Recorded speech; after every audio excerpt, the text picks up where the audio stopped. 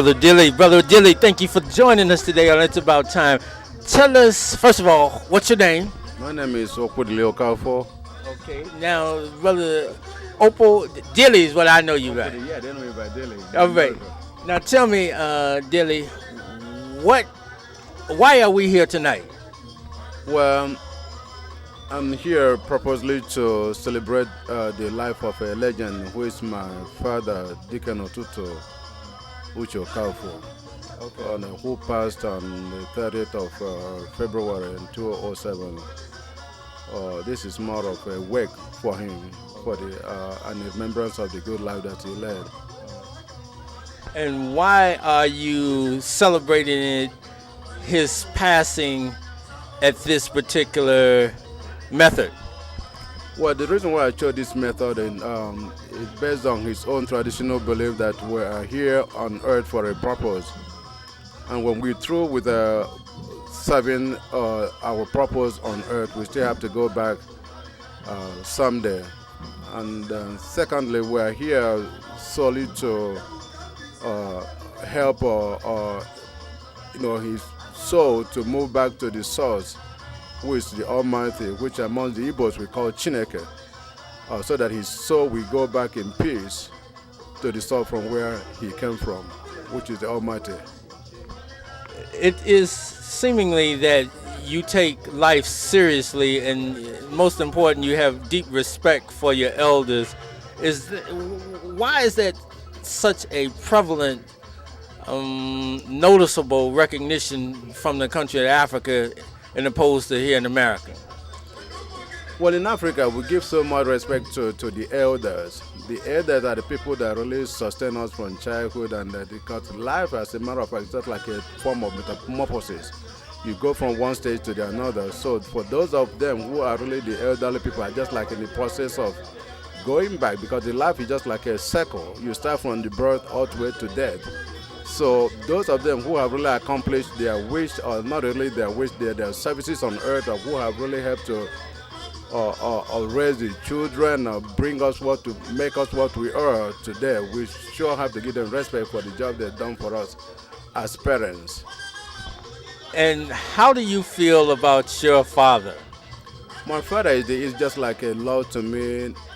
He made me what I am today. Without him, I wouldn't be in America in the first place. And secondly, he's been such a very big dynamic force amongst my community. I'm so much in love with him, and then one thing I admire about him, he doesn't restrict his love to any particular individual, because of his belief that the essence of the God, or the Chineke, or the essence of the supreme being in every living existence. And I really admire him so much for what he is. He passed his knowledge to many, many, many people, and they're still passing on the message. And we still hope that all of his children will follow his path of wisdom. Speak of his children. Tell us, how many children does he have?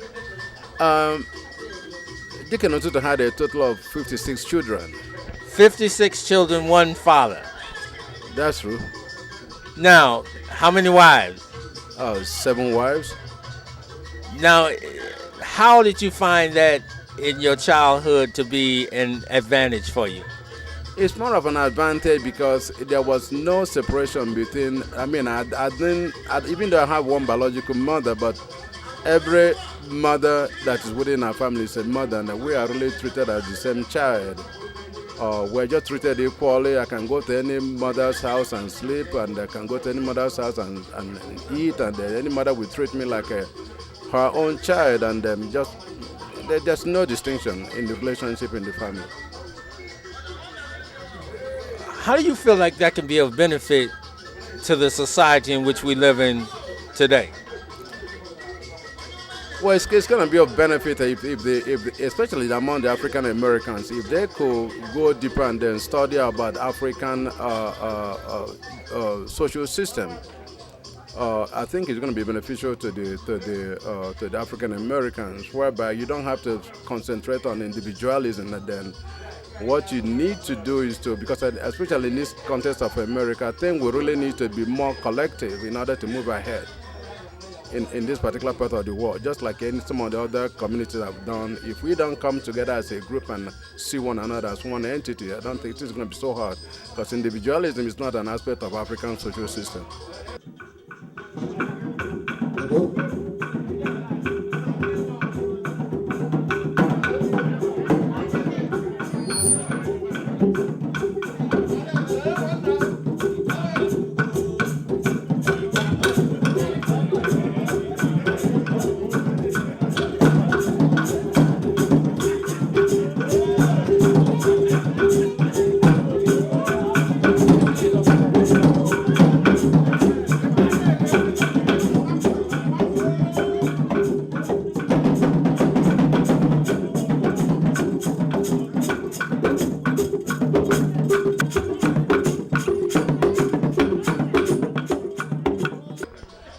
Let's just get to your credentials. You have your college degree in what discipline? I majored in political science and I minored in history and then touched some aspect of religious studies also. So, basically, how many types of religion have you studied in your lifetime? I've personally touched so many religions. I've touched Hinduism, I've touched African traditional religion, I've touched a little bit of Buddhism, I've touched Christianity, and some other what might be considered minor religions.